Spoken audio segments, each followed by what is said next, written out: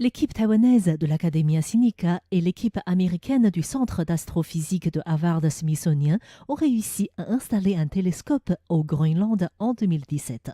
Et en avril de cette année, le Groenland Telescope a officiellement rejoint le réseau de télescopes de l'horizon des événements EHT, ce qui lui permet d'obtenir des images de haute résolution sur les trous noirs supermassifs.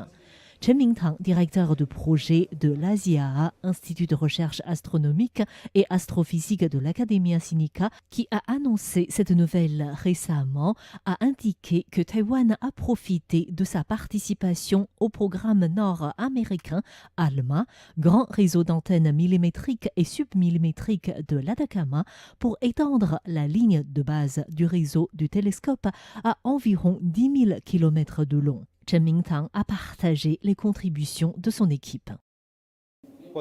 Ce que j'appelle de la technologie clé, c'est avoir étendu la ligne de base jusqu'au pôle Nord.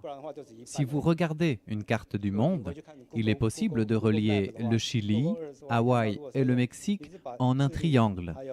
Mais lorsque l'on étend la ligne de base jusqu'au Groenland, le triangle est beaucoup plus large.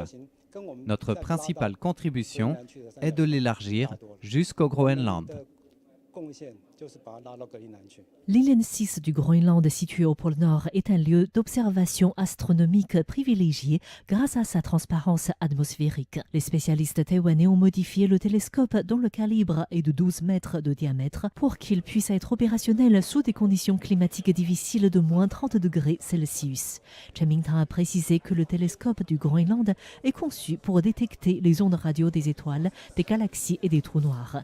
Grâce à son intégration au réseau EHT, le télescope est désormais capable d'obtenir des images de haute résolution sur les trous noirs supermassifs, comme si l'homme pouvait observer depuis la Terre avec précision une balle de baseball sur la Lune.